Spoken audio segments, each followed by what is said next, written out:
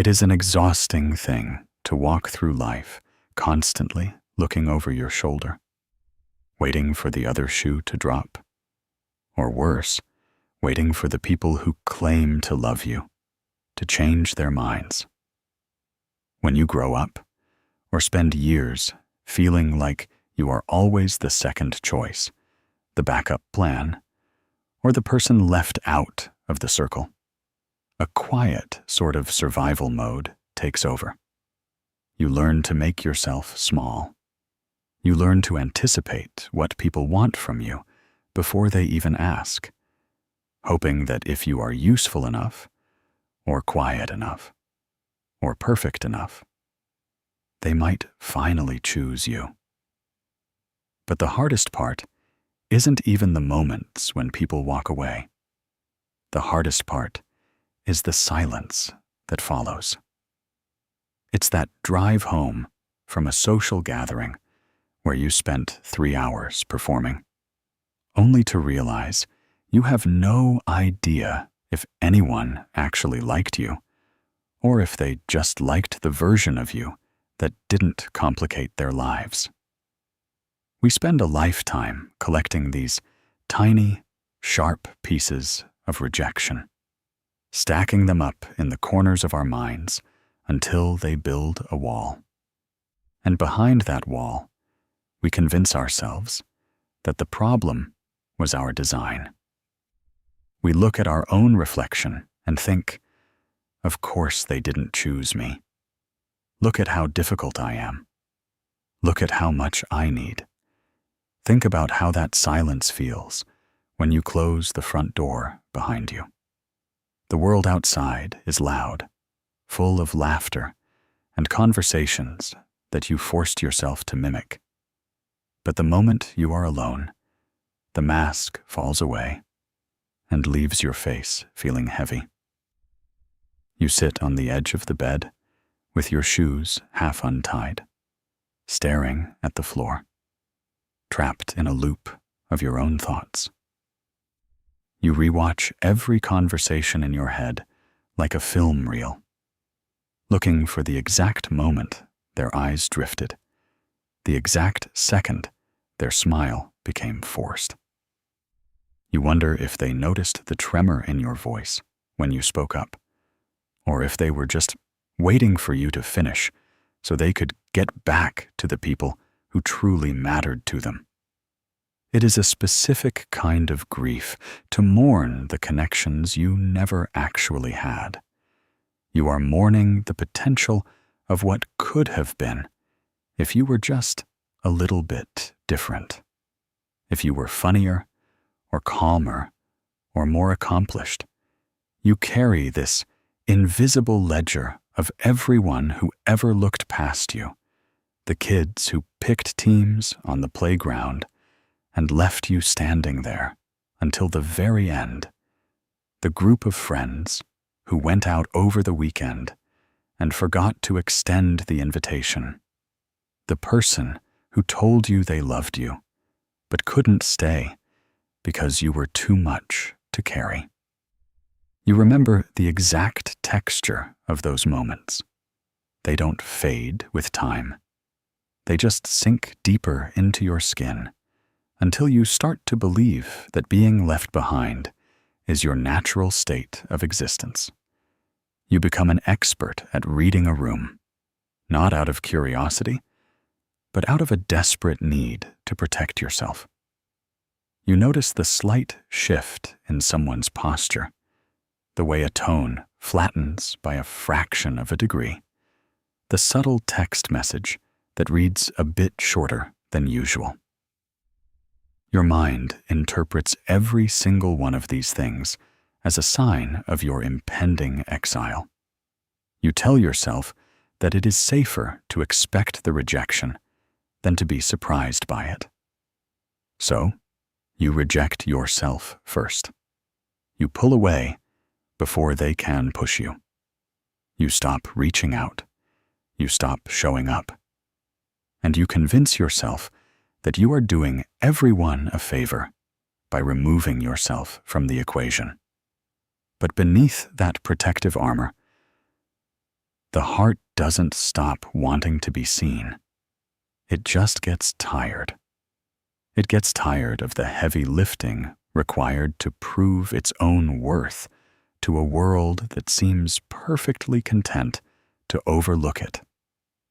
You look around at people who seem to move through life with an effortless sense of belonging. People who assume they are wanted wherever they go. And you feel like a ghost watching a party through a window. You begin to believe that love and acceptance are prizes meant for everyone else, things you have to earn through flawless behavior, constant sacrifice, and complete self-erasure.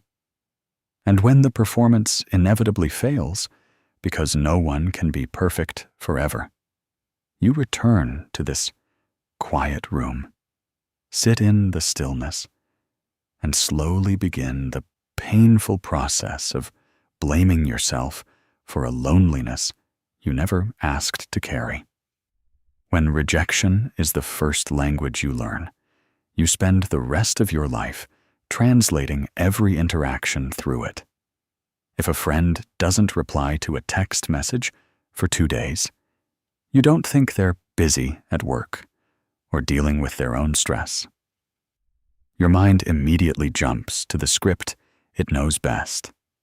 They are finally tired of me. If a coworker looks up and doesn't smile when you walk past their desk, you don't assume they are lost in thought. You assume you did something wrong.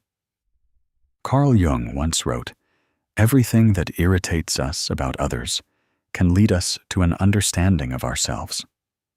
When we apply this to a lifetime of feeling unchosen, it reveals a heavy truth. The irritation, the deep ache we feel when the outside world seems to ignore us, isn't actually about the outside world at all.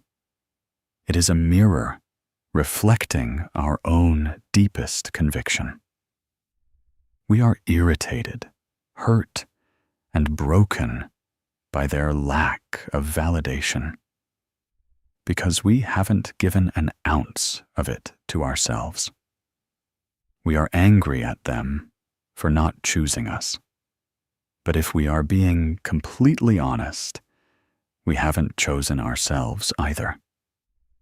We have treated our own hearts like an unwanted houseguest, constantly asking it to pack its bags and be quieter so we can fit into someone else's living room.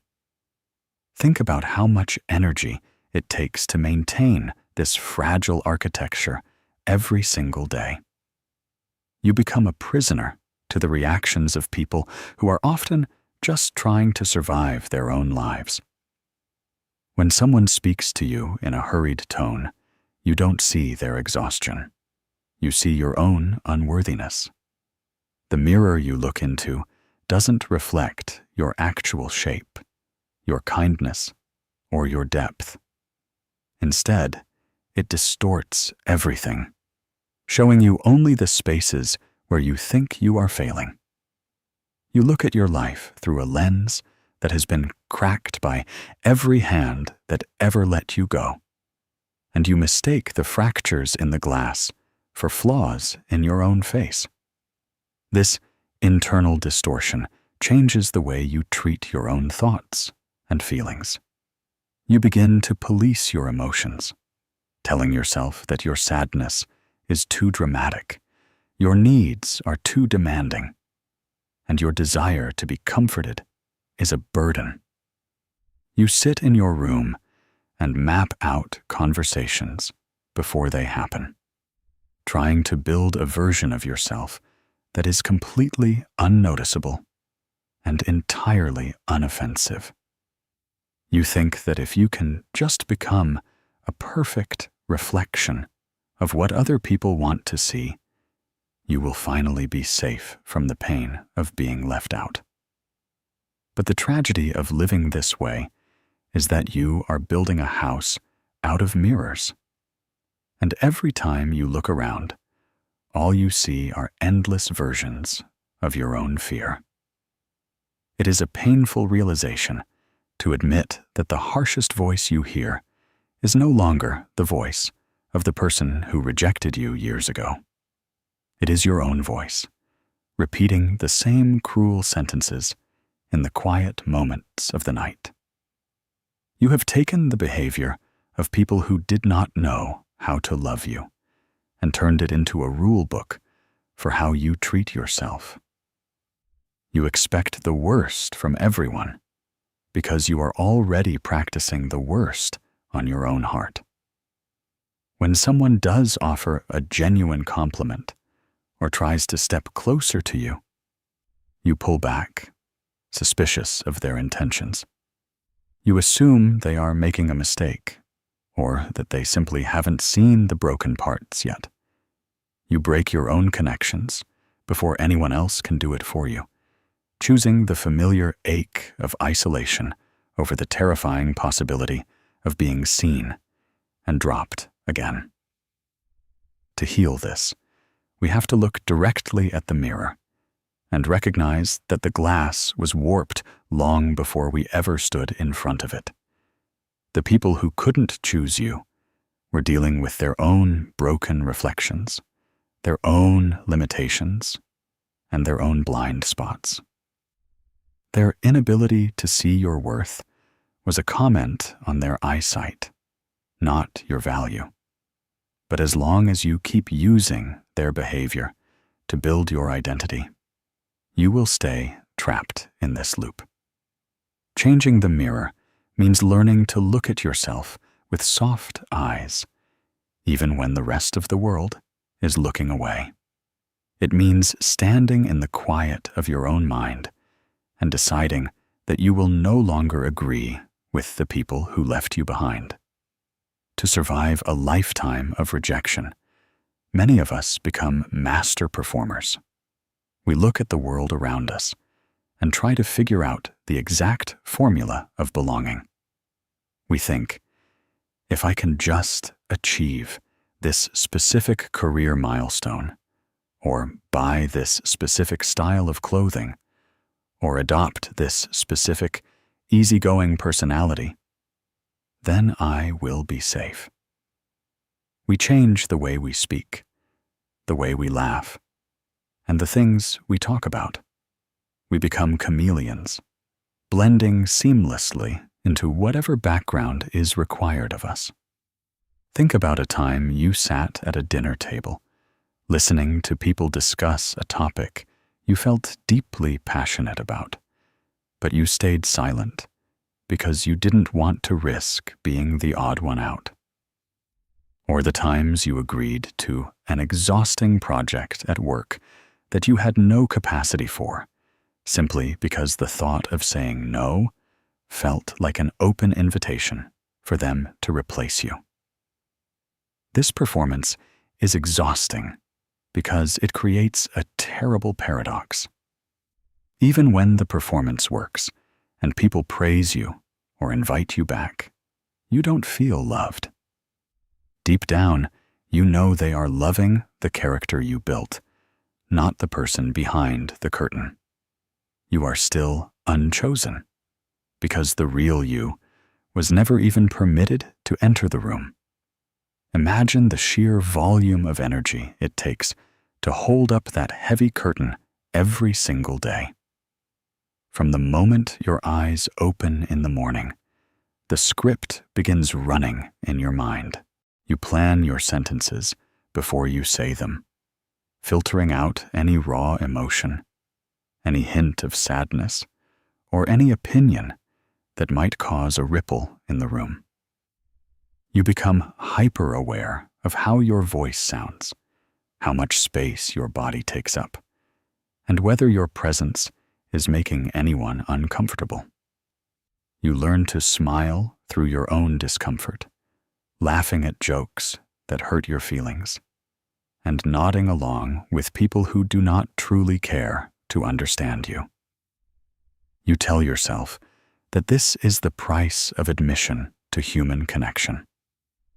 You convince yourself that if you just keep the show going, you will eventually earn a permanent seat at the table. but the applause of a crowd that only knows your character is the loneliest sound in the world. You walk away from social gatherings feeling more hollow than you did before you arrived. You sit in your car in the quiet of the night, staring at the steering wheel, feeling a deep, aching fatigue that sleep cannot fix. It is the fatigue of a soul that has been hidden away for too long. You realize that you are trapped in a prison of your own making. If you step out of character, you fear you will lose the fragile connections you have worked so hard to build. But if you stay in character, you are abandoning the only person who actually needs your protection, yourself. You have spent so many years studying the people around you, learning what makes them stay and what makes them run. You became a student of their preferences, an expert on their moods, and a custodian of their comfort. If someone seems slightly detached, you quickly change your shape to fill the void, offering help, giving gifts, or diminishing your own needs to make theirs easier to bear. You become the reliable friend who never complains, the partner who never asks for anything, the coworker who stays late without recognition. You trade your authenticity for a counterfeit version of safety. You tell yourself that being useful is the next best thing to being loved. This performance is a heavy shield you carry to protect an old wound. It is the wound of a child or a younger version of you who was handed the devastating message that who they were naturally was simply not enough to make people stay. So, you decided to build a better version. A version that doesn't get angry, doesn't get sad, doesn't make mistakes, and doesn't ask for reassurance. But human beings are not meant to be statues. We are meant to be flawed, beautiful, messy, and real. Every time you force yourself back onto that stage, you are agreeing with the original rejection. You are telling your own heart that it is right to keep it locked away. True belonging never asks you to leave yourself at the door. It only happens when you finally decide to step off the stage, let the curtains fall, and trust that the right people will love the person standing in the quiet light. There comes a point where the performance breaks down. You get too tired to keep the mask up, or the weight of trying to please everyone becomes so heavy that you simply stop moving. This is often where the real work begins, though it feels less like a breakthrough and more like a collapse. It is the moment you sit on the floor of your room, looking at your life, and realize you don't actually know who you are outside of your efforts to be wanted. This brings us to a profound observation by Carl Jung, who noted, "The most terrifying thing is to accept oneself completely." Why is it terrifying? Because when you have spent decades believing that you are fundamentally flawed, that your true self is the reason you were rejected in the first place, accepting yourself feels like agreeing to be lonely forever. It feels like embracing the very thing that ruined your life. To look at your awkwardness, your deep sensitivities, your specific anxieties, and your unfiltered thoughts, and to say, "This is me, and I am going to stop hiding it," feels like walking out into a storm without a coat. It requires a terrifying amount of courage to stop trying to edit your own story while you are still living it. Think about the sheer exhaustion of meeting yourself for the first time in the dark.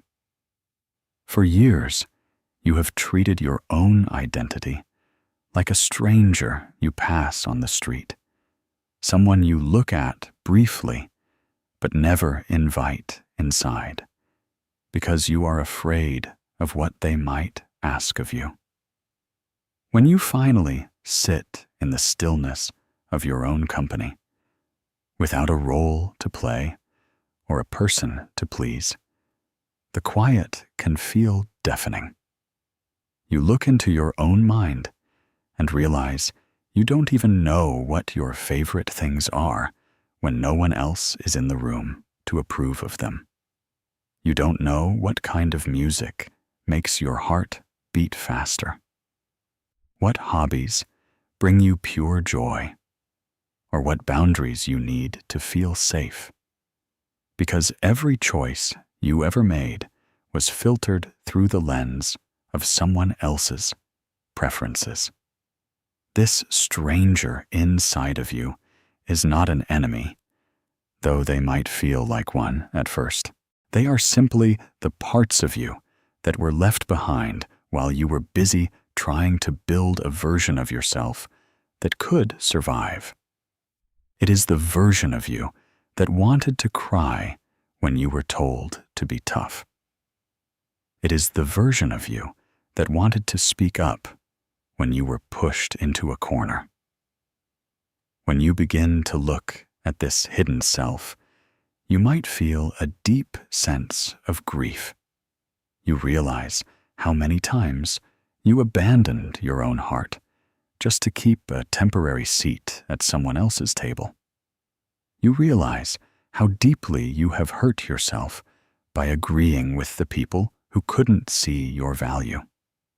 To heal, you have to sit with this stranger and listen to what they have to say.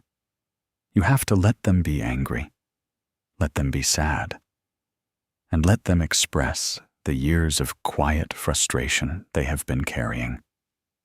It means looking at your vulnerabilities, your fears, and the messy parts of your personality that you were told to hide, and instead of pushing them away, wrapping your arms around them. It means deciding that even if the whole world walks away, you will stay. You will be the one who listens, the one who understands, and the one who refuses to leave. Meeting this internal stranger requires you to change the entire narrative of your life. You have to stop viewing your sensitivity as a defect and start seeing it as your depth. You have to stop viewing your need for reassurance as a burden and start seeing it as a valid human response to a lifetime of being left out. This shift doesn't happen overnight. It is a slow, uncomfortable process of building trust with a heart you have ignored for a very long time. But as you continue to show up for yourself, day after day, the stranger begins to feel familiar. The house of your mind stops feeling like an empty, echoing hallway and begins to feel like a home. You realize that the person you were always searching for in the approval of others was waiting for you right here, in the quiet, all along. For a long time, you have probably kept a ledger in your mind, a detailed historical record of every time you were passed over, the childhood friend who chose someone else to sit next to on the bus, the partner who looked at everything you gave them and decided it wasn't enough, the promotion that went to someone else who spoke louder than you. We look at this ledger as objective proof of our lack of value. We treat it like a court verdict that has already been handed down. You are not the choice. But we have to look closer at how that ledger was written. When you are conditioned by early rejection, you become a biased historian. You remember every door that closed, but you completely erase the context. You forget that the partner who left was incapable of handling anyone's depth, not just yours. You forget that the friend on the bus was dealing with their own fragile need to fit in. You take the limitations of other people and turn them into definitions of your own character. Loving yourself after rejection means looking at that ledger and recognizing that it was never a record of your worth. It was simply a record of their lack of capacity to see you. Think about how heavy that book has become. Every line item is written in the ink of your own self-doubt, detailed with the dates, the specific words used, and the exact look on someone's face when they decided to turn away. You carry it into every new room you enter. Before you even say hello to someone, you are already checking your ledger to see where this new person might fit into your history of pain. You look for patterns that aren't there, assuming that because a previous connection dissolved, this one is destined to crumble in the exact same way. You have turned a collection of separate human moments into an unyielding law of your existence. Dismantling this ledger means you have to cross out the conclusions you drew in the dark. It requires you to sit down with those painful memories and look at them not as a judge, but as an observer. When you look closely, you start to see that the people who hurt you were often just acting out of their own confusion, their own exhaustion, or their own unresolved histories. The person who didn't invite you to the gathering might have been consumed by their own social anxieties. The parent who couldn't offer you the warmth you needed might have been running on an empty heart themselves. This doesn't excuse their behavior, nor does it make the ache go away instantly, but it changes the meaning of the event. It stops being about your deficiency and starts being about their deficit. It is a strange, frightening thing to let go of the ledger, because even though it hurts, it has kept you safe from the unexpected. If you already believe you are the person who never gets chosen, then you are never surprised when someone leaves. The ledger acts as a shield against the shock of disappointment. But while it protects you from the sudden falls, it also keeps you completely locked away from the joys of spontaneous, genuine love. It forces you to live a life on the defensive, always waiting for the next strike, always keeping one foot out the door. To heal, you have to find the courage to close that book and set it down. You have to look at the blank pages ahead of you and realize that your worth cannot be calculated by people who didn't even have the tools to understand you. You are the one who gets to write the next chapter, and it doesn't have to look anything like the past. Every time you refuse to use an old betrayal to judge a current moment, you are tearing out a page of that ledger. Every time you tell yourself that you deserve to be here, regardless of who stayed or who walked away, you are reclaiming your story. The ledger was never the truth. It was just a collection of ghost stories you told yourself to survive the cold. It is time to let those ghosts go.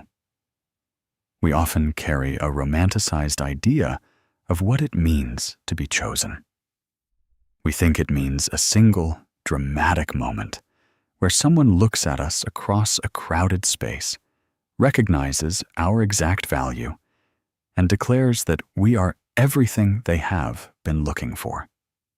We wait for this external rescue. We think that if someone else would just make us their first priority, the old wounds would instantly heal, and the voice in our head would finally go quiet. But this is a fiction that keeps us trapped. The truth is that external validation is a temporary relief, not a cure. If someone chooses you today, but you still carry the belief that you are inherently unlovable, you will spend every day waiting for them to realize their mistake. You will examine their words for hidden meanings. You will panic at the slightest shift in their mood, and you will eventually push them away just to prove your own negative self-belief right. No one's choice can fix a heart that has already decided it is broken. The healing doesn't happen when someone else finally picks you out of the crowd. It happens when you look down at your own 2 feet and realize you no longer need to be picked up. Think about how much pressure this fiction places on the relationships you try to build. You approach a new friendship or a new partner not as an equal partner, but as a starving person looking for a savior. You place the heavy burden of your entire self-worth into their hands, expecting them to carry a weight they were never meant to hold. Every time they need space, every time they have a bad day, or every time they simply cannot give you their undivided attention, your old wounds flare up. You mistake their normal human limitations for a repeatable verdict on your value. You find yourself trapped in a constant cycle of panic, asking for reassurance over and over, yet never truly believing it when it is given. This desperate search for the one true choice keeps you in a position of perpetual waiting. You put your entire life on pause. You delay your own happiness, your own peace, and your own growth, telling yourself that these things can only begin once someone else validates your existence. You look at your days as empty chapters, just background noise, until the real story starts when someone chooses you. But while you are waiting for that door to open, your life is passing by in the quiet. You are missing the beauty of the morning light in your room, the satisfaction of a quiet walk by yourself, and the strength you use every single day just to keep moving forward. We have to dismantle this idea that being chosen by another person is the ultimate prize. People are fragile, inconsistent, and often dealing with their own internal storms. Their choices are a reflection of their own immediate needs, their fears, and their personal histories, not a cosmic judgment on who you are. To depend on their choices for your emotional survival is like building a home on shifting sand. True stability can only come from within. It comes when you look at yourself in the mirror and decide that you are no longer willing to leave your heart out on the porch, waiting for someone to come by and pick it up. When you let go of the fiction of the external savior, a strange and beautiful thing happens. The panic begins to lift. You stop treating every conversation like a test you have to pass, and you stop treating every person you meet like a potential judge.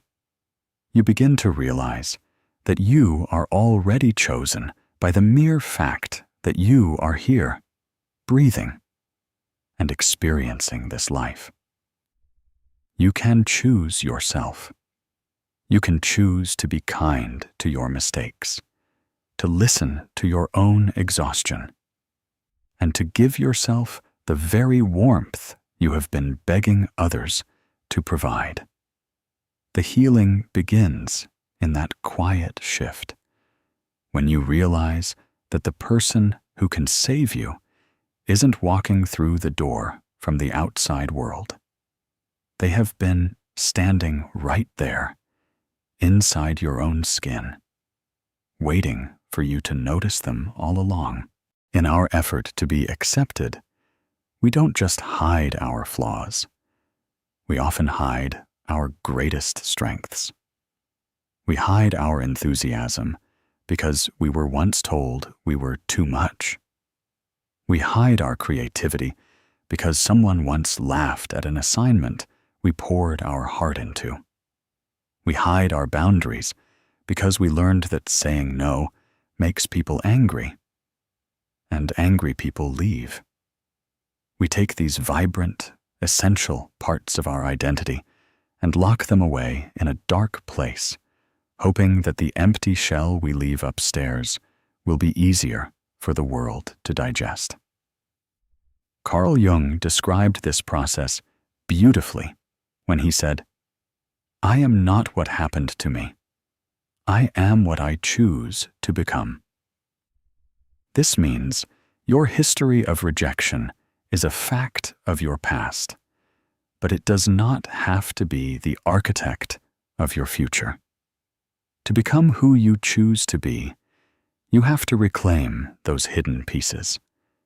You have to find those hidden dusty parts of yourself, the parts that are loud or sensitive or intensely passionate, and bring them back up into the light. You have to apologize to them for locking them away just because someone else didn't know how to appreciate them. Think about the parts of your personality you have kept in exile for all these years. Maybe it's the way your eyes light up when you talk about a hobby that others found boring, or the soft, deeply empathetic way you feel things that others dismissed as being overly sensitive. Think about the projects you started in secret, the thoughts you wrote down but never shared with a single soul, and the quiet dreams you tucked away because you were terrified someone would look at them and tell you they weren't worth the space.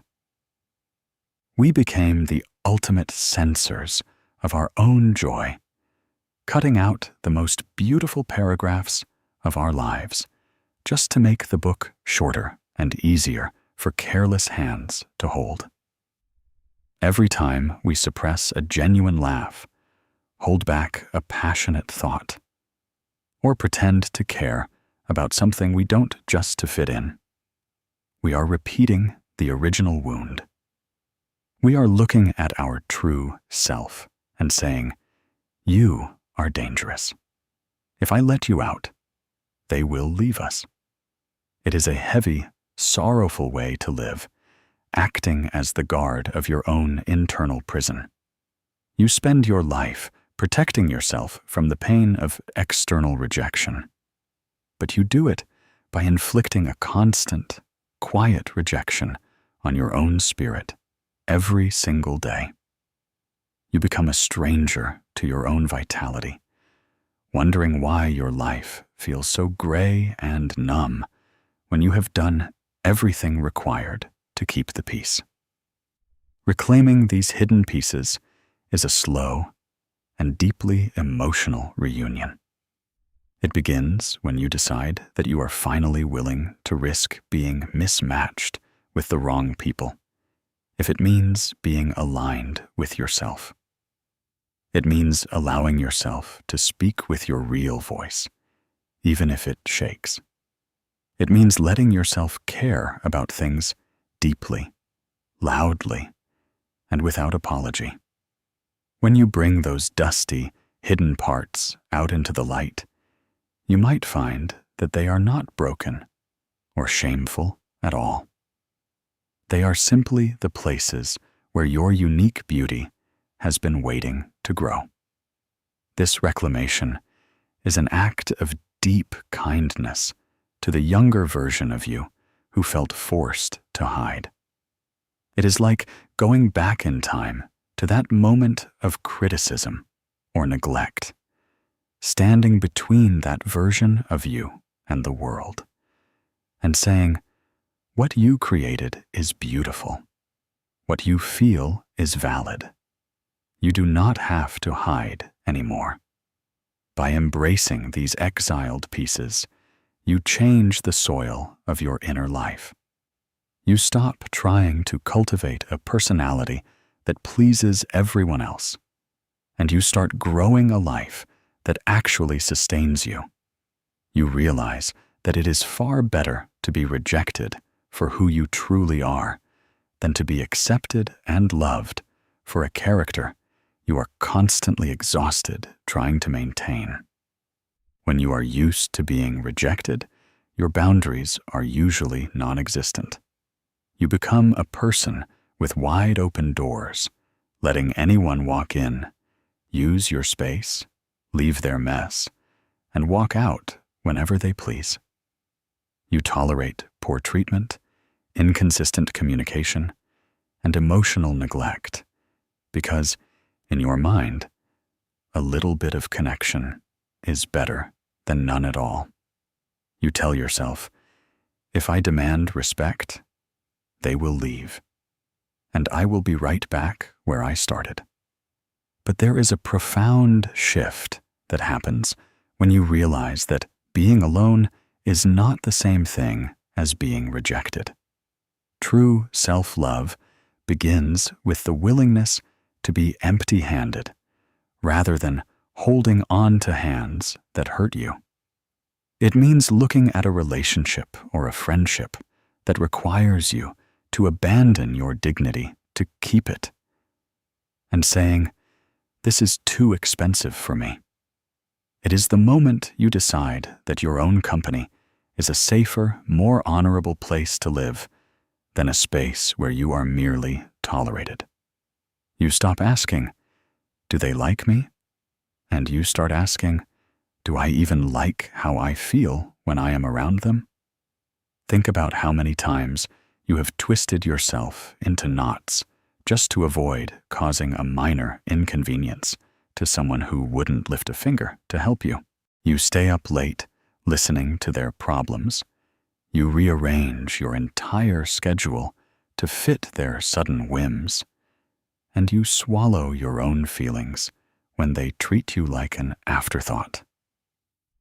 You do all of this because there is a quiet, terrified voice inside you whispering that if you ever stop being completely convenient, you will become completely invisible. You have taught people that they can treat you carelessly simply because you are too afraid of losing them to ever say no. Setting boundaries when you carry a history of rejection feels like pulling a thread that might unravel your entire social world. The first time you say, I cannot do that for you today, or it hurt me when you spoke to me that way, your heart beats fast against your ribs. You wait for the anger, the cold shoulder, or the quiet exit that you have been conditioned to expect. And sometimes people do walk away when you start setting boundaries. The people who were comfortable with your lack of limits will always find your new strength offensive. But their departure is not a failure on your part.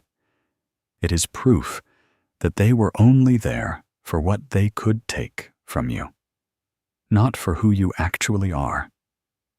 Every time you build a boundary, you are laying a brick in the foundation of your own self-respect.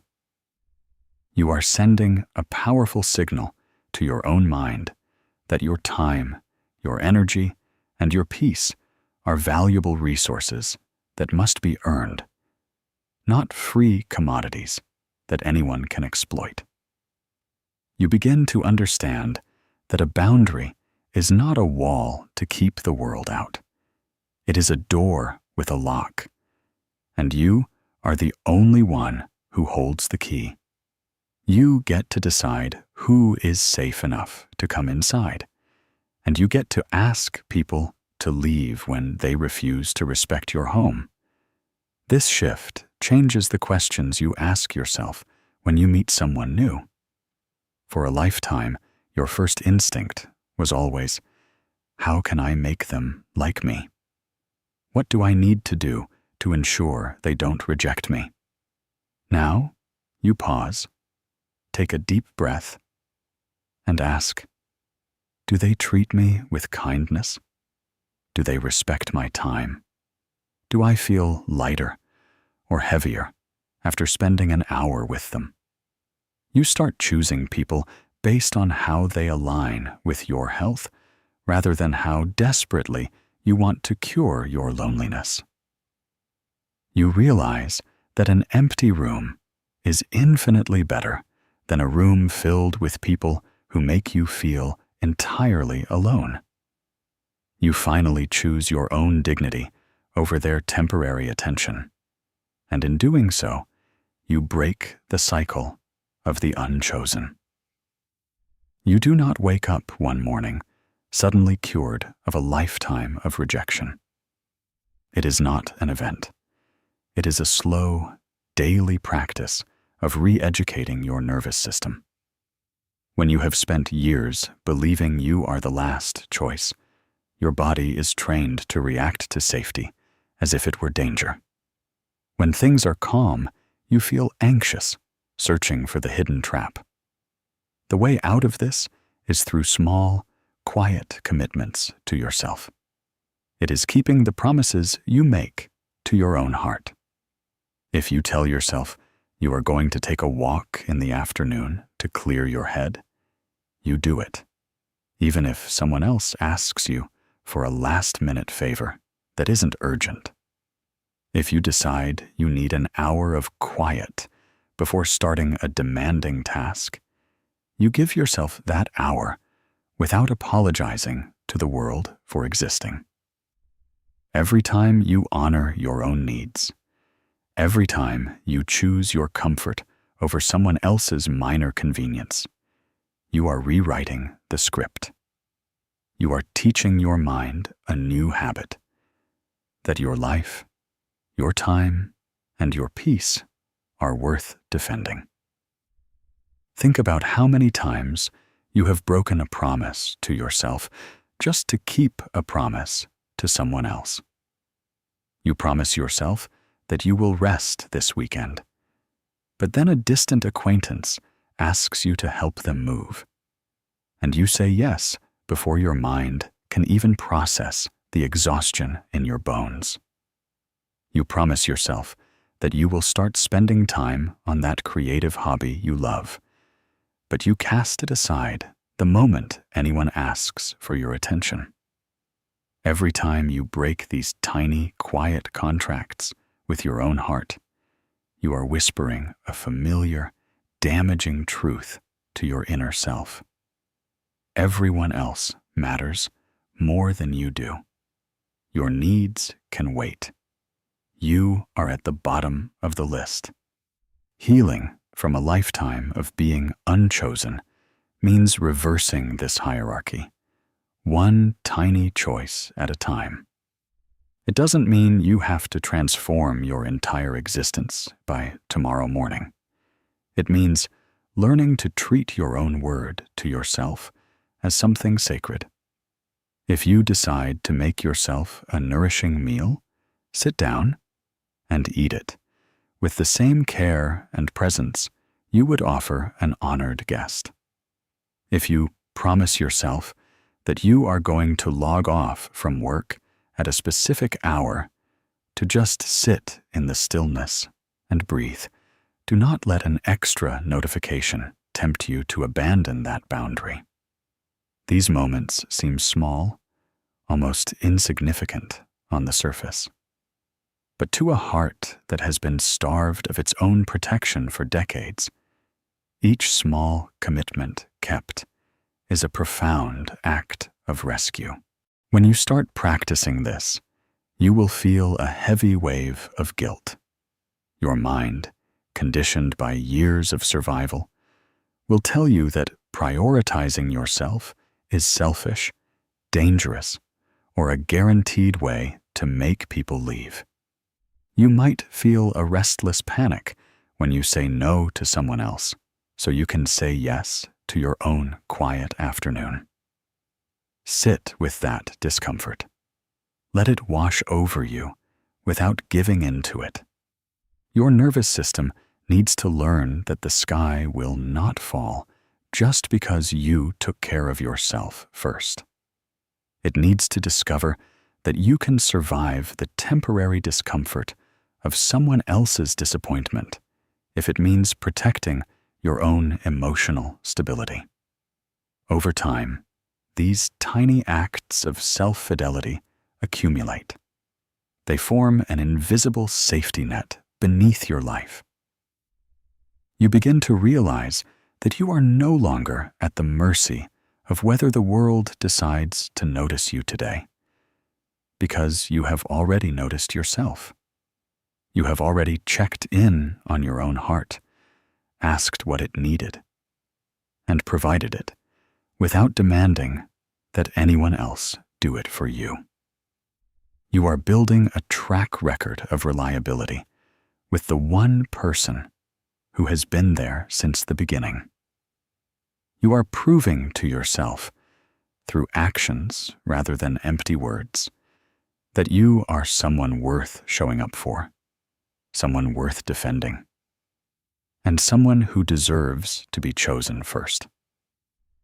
Ultimately, the journey through healing after being unchosen is about changing the identity of the person holding the gavel. For decades, you gave that power to strangers, to family members who couldn't see you, to friends who walked away, and to environments that didn't have room for your growth. You let them decide whether you were allowed to feel proud, whether you were allowed to feel beautiful, and whether you were allowed to exist peacefully in your own skin. To love yourself after a lifetime of rejection is to take that power back. It is to look at the crowd that never chose you and realize that their vote never actually mattered. You are the only one who has been there for every single second of your life.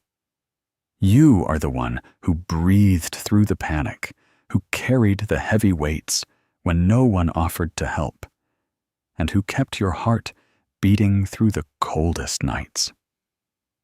You have been your own protector all along, even when you didn't realize it. The search is over, not because you finally found a door that opened, but because you realized you are the house. You are the one you have been waiting for. You are, and have always been, your own first choice. Think about the profound relief that comes when you stop auditioning for your own life. For years, you approached every room, every relationship, and every conversation with your hands held out, begging for a stamp of approval to prove that your existence wasn't a mistake. You let the silence of others dictate your mood, and you let their absence dictate your worth. But when you step into the role of being your own first choice, the constant need for external confirmation begins to quiet down. You look at your own history, not with shame for the times you were left behind, but with immense reverence for the fact that you survived every single one of those moments. You survived the nights you thought your heart would break from the isolation, and you did it using nothing but your own quiet strength. Becoming your own first choice means making a sacred pact with yourself that you will never again sit at a table where love is served in crumbs. It means looking at situations that require you to minimize your intelligence, hide your enthusiasm, or suppress your feelings, and walking away with your head held high. You stop treating your life like a waiting room for someone else's arrival.